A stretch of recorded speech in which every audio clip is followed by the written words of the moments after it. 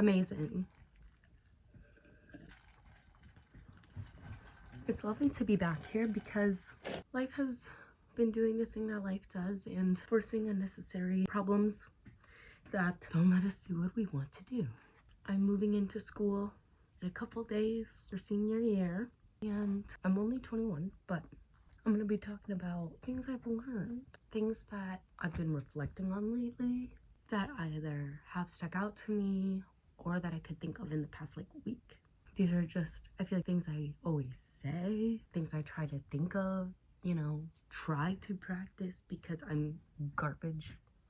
Just kidding, I'm not garbage, but in the way that all people are garbage. Anyways, doesn't mean we all still don't try and have things we'd like to try at. First thing coming out the gate is I believe FOMO's not real. FOMO cannot be real because how can you be afraid of missing out if you believe that you are the coolest person to be around at that time? If I know that I'm gonna have the best time with myself no matter what, and the people around me are gonna have the best time because they're with me, why am I? There are very few situations in which I know I'm not having the best time because I know where I am is the best time. You know what I mean? So, unless it's something crazy, but the one time I did experience FOMO is when freshman year I'm on a music scholarship. I had to audition to, one of the requirements for the scholarship is to be in an ensemble, so there are a few to choose from. I auditioned for the orchestra because I had never been in an orchestra before, and I didn't get in, but I've progressed a lot since I first came in, 4 years ago, 3 years ago. So then I joined band, I got in, whatever. The thing about band is you go on these trips, which is really fun, even though band is easier and it's less challenging in a lot of ways. There are a lot more flautists. So I'm always the third or fourth chair of 8 or 9 people. And I'd rather be 2 out of 3. And that's what I was this year. You know what I mean? And what yada yada. How it goes on and it changes. One of my best friends, Liam, and my other best friend, Ben, they are going on this trip. And sophomore year we went to Philly. I would never get to travel to these places if I didn't just get to go for free, whatever, and play. And I loved traveling with them. Obviously, we had a ball. And so definitely got FOMO because they went to New York this year. And I didn't do band junior because I auditioned for orchestra. And I got in sophomore year. So then sophomore year I did both band and orchestra. And then that was a lot. Sophomore year was really hard. And then junior year I decided to just do orchestra. And that was the one time where I was like, damn, I miss my friends. And they're in a place where I just won't get to go. That, boom. I mean, did I still have a great time? Yeah, of course. It was break. You know what I mean? And I'm making my monies sewing, with my listening to Exchange Rate and Monet Talks. That's Monet Exchange's 2 podcasts. But still, got a little FOMO there. But besides that, I am dope as hell. You're dope as hell. There's just no reason. I say this because my best friend she gets FOMO like crazy.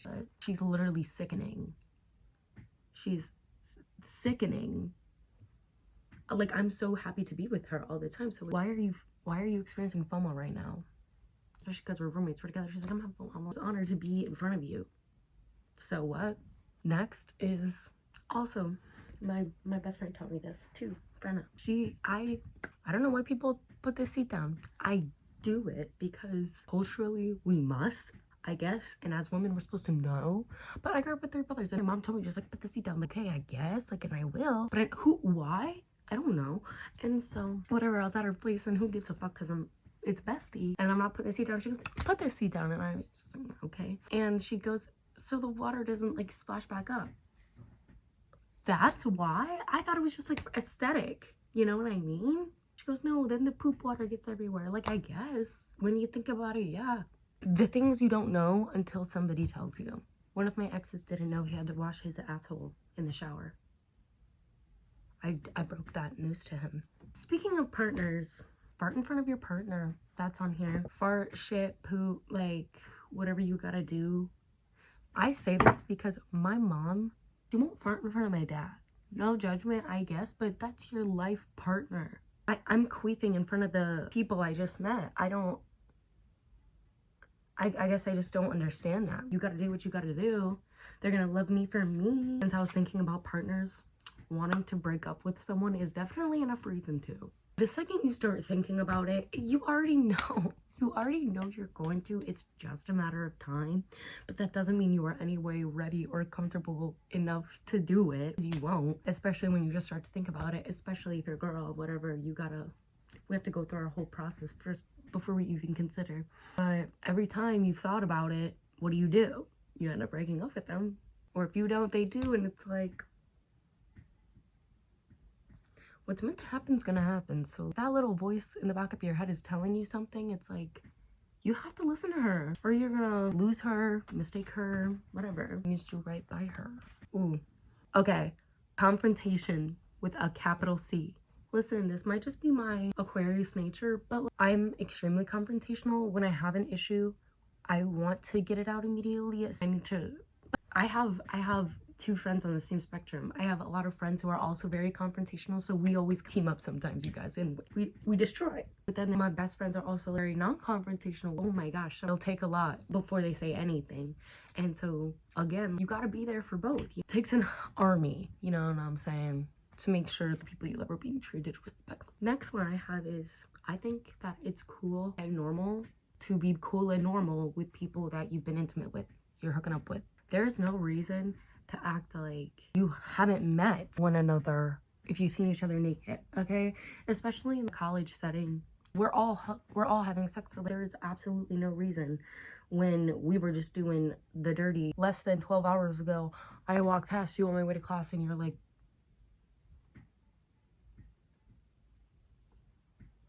if you're afraid that I'm gonna tell everyone that it's small and not, I had a nice time. Probably, and we can be friends. Most of the time I feel like guys can be a little awkward about it, so whoever's have to be like, you know, smile, let them know, like, we chilling. I'm not crazy, I'm not after you. I was just, we're on the same page, you know what I mean? And then you can have those relationships, right? I feel like a lot of most I would say I'm friends with or are like friendly with, I'm happy to have like, well, because my earlier sexual relationships, when you're younger, obviously you don't, that's scarier. You're already trying to figure out one thing. Now, how are you supposed to act in front of them now? But obviously that's something that gets easier. This is something that my friends and I have talked a lot about. It's weird to only have white friends. As a white Italian girly, I obviously have a lot of white friends. You know what I mean? I also grew up in a very small town that isn't extremely diverse, you know what I mean?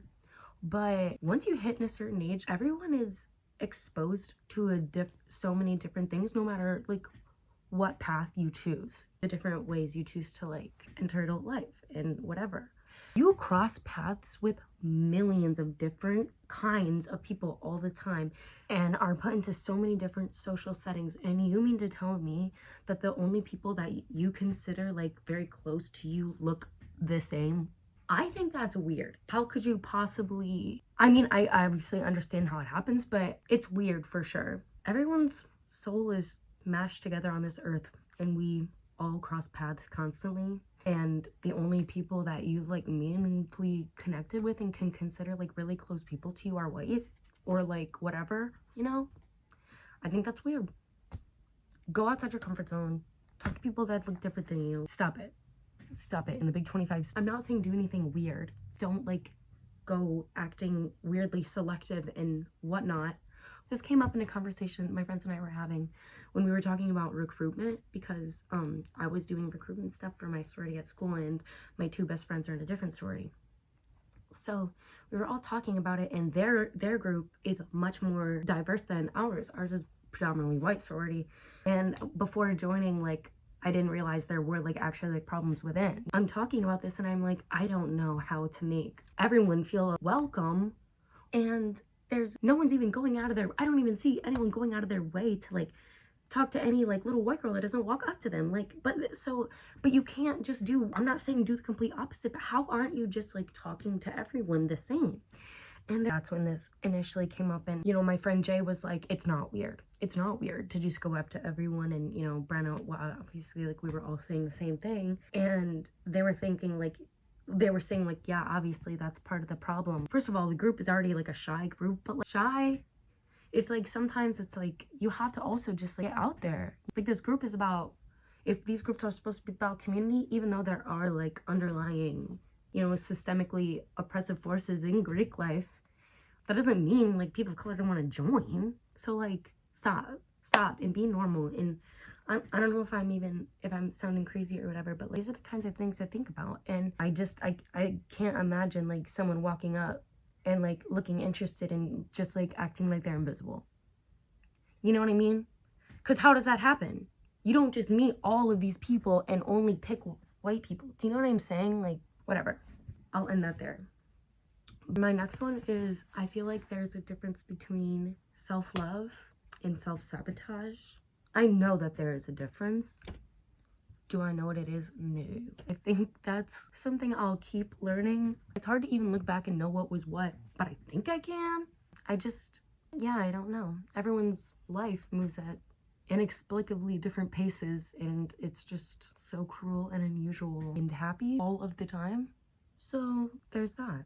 My next is embarrassment is a choice. I'll say 98% of the time, because there is that 2% where like you can't recover, and we've had those. But most of the time, it's fine. It's fine. You have literally nothing to be embarrassed about.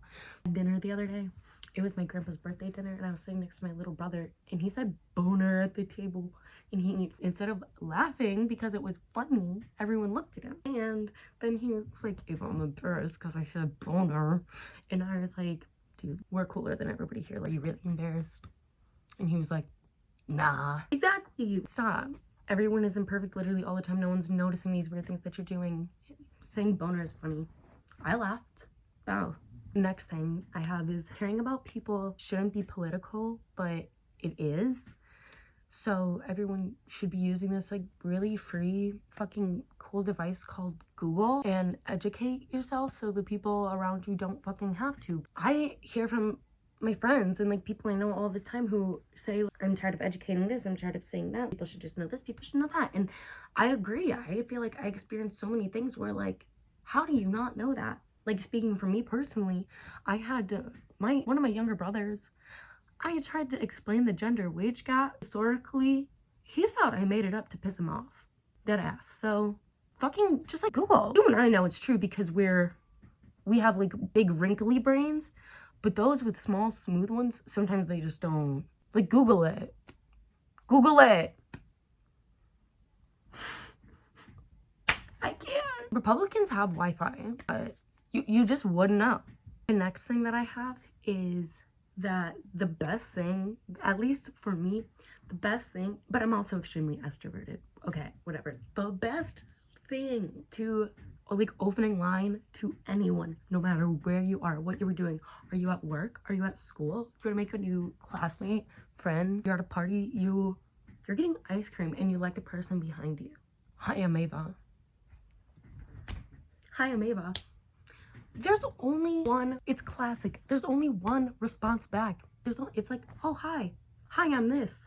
Boom. Now, already, you're nice, you're friendly. You just broke the ice with whoever the fuck you wanted. And they're just happy you talked to them, probably. And this is funny because my best friend, who's also an Aquarius, but very shy, very non-confrontational, Brenda's, she had an internship our sophomore year, or going into junior year, and this summer she was in Chicago, because she's so smart and uses math and stuff. So she said, she came back, she was like, Ava, I cosplayed as you all summer. And I was like, what do you mean? And she was like, I walked up to everyone and I was like, hi, I'm Brenna. Hi, I'm Brenna. You know what I mean? And she said she made so many friends, and her coworkers loved her, and she was kikiing with her boyfriend's friends. She was eating, as we all do when we just put ourselves out there, because we're the illest. Come on. Also, with that, you can tell immediately how they're vibing with you. Hi, I'm Ava. Hi? Question? Like, can I help you? Or hi. You know exactly where you can go from there. We just love. We love. Like, let's make life easier for ourselves. The last thing I have is that fear of rejection should not stop you from nothing. Fear of rejection should stop you from literally nothing. You are automatically cooler because asking for what you want, saying what you want. You are automatically leveled up because you went out of your way. I already like you more because you were confident. I'll always like respect that immediately. Somebody coming up and starting a conversation out of the blue, out of nowhere, unless they're fucking weird. Yeah. Ask for what you want. Say what you want. Get what you want. We're all just doing our best. In a world where everything is trying to be taken away from us. Some people just horribly. We need to just be there for one another. And this is just like to myself. This is also a pep talk going into school, reflecting on the things that I've been able to take away. I feel like summer's been a lot to process. But what's helped is my friends and I have a PowerPoint night, and I finished it and it's ready. 40 slides. I should just say. And also a lot of it's like transition stuff. So don't worry. It's not 40 of just info. That'd be kind of crazy. Okay. But it's some fun stuff here, there, and everywhere, which is a very good song. Let's do this again sometime.